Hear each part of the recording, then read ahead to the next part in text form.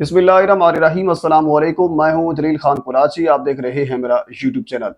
हुजूर वाला पाकिस्तान के सियासी मंजरनामे में आज पूरा दिन क्या कुछ होता रहा और मुमकिन तौर पर कल क्या हो सकता है, इस हवाले से डिस्कस करेंगे। सबसे बड़ी और अहम तरीन खबर आज सुप्रीम कोर्ट को हुकूमत के महतात करने के हवाले से है, वो आपके सामने में रखूंगा। लेकिन इससे पहले आज सुबह से एक ऑडियो मंजर आम पर आई और उसके बाद फिर इवन के अता तारड़ जो वफाकी वजीर इतलात हैं वो भी गुफ्तगू कर रहे हैं, यानी बाकायदा तौर पर उन्होंने प्रेस कॉन्फ्रेंस की है। अलीमा खान साहबा की और बुशरा बीबी की मुबैना तौर पर एक ऑडियो आई है। इस ऑडियो की हकीकत क्या है और इसका स्क्रिप्ट राइटर कौन था और वो कैसा बेवकूफ था, मैं आपके सामने रखता हूं कि उन्होंने इतनी बड़ी गलती की है। मेरे ख्याल में इस जैसी गलती कोई आम जैसा किसी आम बंदे को भी दे देते ना कि आपने ये ऑडियो क्रिएट करनी है और इस किस्म का एक हंगामा, एक फड्डा जो है वो आपने पढ़वाना है, तो वो भी नहीं कर सकता था। लेकिन जाहिर सी बात है, ये ऑडियो क्रिएट की गई, बनाई गई। अब कैसे बनेगी, मैं आपके सामने ये सारी चीजें रखता हूं। पहले ये रख देता हूं कि उस ऑडियो के अंदर ये दिखाया गया, ये बताया गया, ये सुनवाया गया कि अलीमा खान साहबा और बुशरा बीबी का आपस में फड्डा है और इसके बाद फिर रऊफ हसन साहब जो है वो कंट्रोल हैं अलीमा खान साहबा के। ये सारी चीजें होती रही। इवन कि इस ऑडियो लीक के ऊपर पीटीवी के ऊपर प्रोग्राम्स किए गए। जो नाम निहाद तज्जियाकार हैं उन्होंने इसके ऊपर बातचीत की। इसके बाद फिर बाकी कुछ प्राइवेट चैनल्स के ऊपर भी ये सारी गुफ्तगू होती रही। उसके बाद फिर डिजिटल मीडिया, सोशल मीडिया, तमाम तर ट्विटर के ऊपर धड़ाधड़ ये सारी ऑडियोज चलती रही।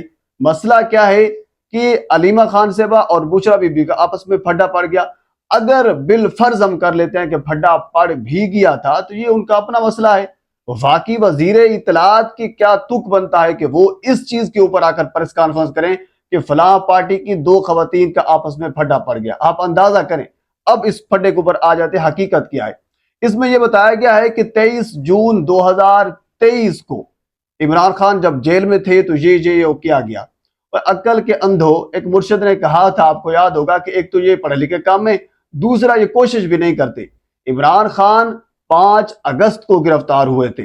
इससे पहले इमरान खान जब गिरफ्तार हुए 9 मई को और उसके बाद फिर 11 मई को उनकी जमानत हुई, वो वापस चले गए। उसके बाद फिर गिरफ्तार हुए 5 अगस्त को। 23 जून को तो इमरान खान गिरफ्तार भी नहीं थे, ना बुशरा बीबी भी गिरफ्तार थी। तो फिर ये ऑडियो कैसे आ गई और इमरान खान के हवाले से गुफ्तगू हो रही है कि इमरान खान जेल के अंदर ये हो रहा है, वो हो रहा है। इस चीज की मुझे समझ नहीं आती, ये समझ से बाल आता रहे। बस इतना सा एक मेन पॉइंट आपके सामने रखना था, वो मैंने रख दिया। अब हम थोड़ा सा आगे चलते हैं क्योंकि अगली खबर इंतहाई अहम है।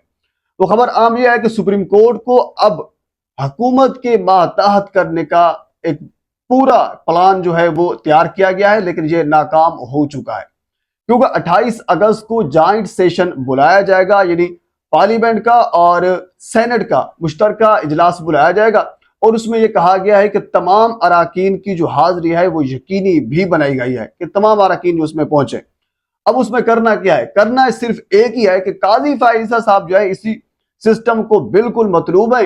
अगर वो सिस्टम से चले जाते हैं तो फिर मामला खराब होगा, तो लिहाजा काजी साहब ही इस सिस्टम में रहें। क्योंकि इससे पहले आपको याद होगा मखसूस नशिस्तों वाला केस था, वो भी एरा गैरा हो गया, पता नहीं कहाँ पे चला गया।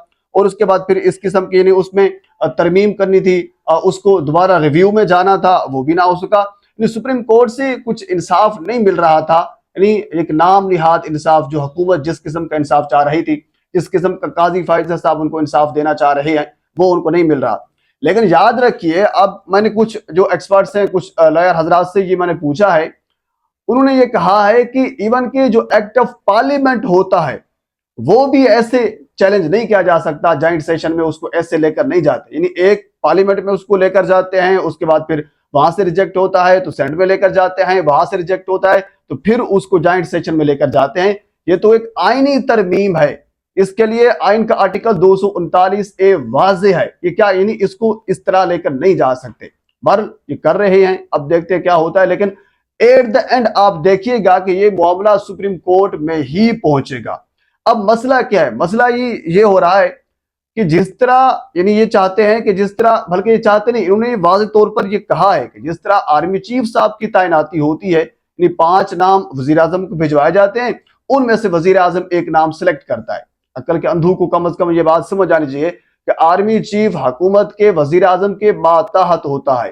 चीफ जस्टिस वजीर आजम के मातहत नहीं होता। जो एक रियासत की एक बॉडी है, उसका एक मेन ऑर्गन जो है वो अदलिया है। अदलिया एक पूरी एक बॉडी है, वो मातहत नहीं है हुकूमत के। इस चीज को समझना चाहिए, पता नहीं कहां से उठकर आ जाते हैं। अगर यही सूरत हाल तो फिर तो ठीक है, फिर तो 5 नाम जो है वो चीफ जस्टिस को भी भिजवाए जाए, उनमें से कोई एक बंदा वो सिलेक्ट कर ले, वो पाकिस्तान का वजीर आजम होगा। तो फिर इस तरह मामला चला लेना, अगर चलाना है तो। अब ये कर रहे हैं कि 5 नाम वजीर आजम को भिजवाएंगे, क्योंकि इस वक्त जो पहले 3 नाम है, जस्टिस मंसूर अली शाह साहब, वो भी हुकूमत को या जो भी इंतजामिया है, जो भी फैसला साज है, उनको काबिल कबूल नहीं है।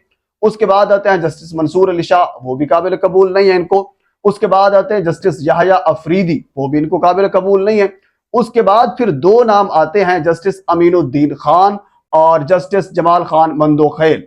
उसके बाद फिर यही कहा जा रहा है कि जस्टिस अमीनुद्दीन खान साहब जो हैं वो फेवरेट हैं, क्योंकि फौजी अदालतों का जो एक फैसला था वो भी जस्टिस अमीनुद्दीन खान साहब ने दिया था। इस किस्म के कुछ और भी उनके नाकाबिल दीद, कह लीजिए कि नाकाबिल फरामोश फैसले भी मौजूद हैं। लिहाजा वो जो कोर्ट रिपोर्टर हैं, जो एक्सेस रखने वाले लोग हैं, उनके मुताबिक वो फेवरेट करार दिए गए हैं। अब ये प्लान जो है मुकम्मल तैयार किया गया है कि काजी साहब को एक्सटेंशन दी जाए। अगर काजी साहब बढ़ जाते हैं, काजी साहब की मामला नहीं हो जाता मखसूस नशिस्तें, क्योंकि मखसूस नशिस्तों का मामला भी बढ़ चुका है। उसके बाद फिर दोबारा गिनती का जो एक मामला उठाया गया था, सुप्रीम कोर्ट ने उसको भी उठाकर फेंक दिया है। तो अब एक ही तरीका है कि काजी साहब अगर जाते भी हैं तो काजी साहब की जगह कोई ऐसा बंदा होना चाहिए जिसकी वजह से काजी साहब की कमी महसूस ना हो। लेकिन याद रखिए, ये एट द एंड फैसला सुप्रीम कोर्ट के अंदर जाएगा और सुप्रीम कोर्ट फिर इस फैसले को उड़ा के बाहर फेंक देगी। इससे अगली खबर ये इंतहाई अहम है कि कल आपको याद होगा मौलाना फजल रहमान साहब से पाकिस्तान तहरीक इंसाफ के एक वफद ने मुलाकात की थी।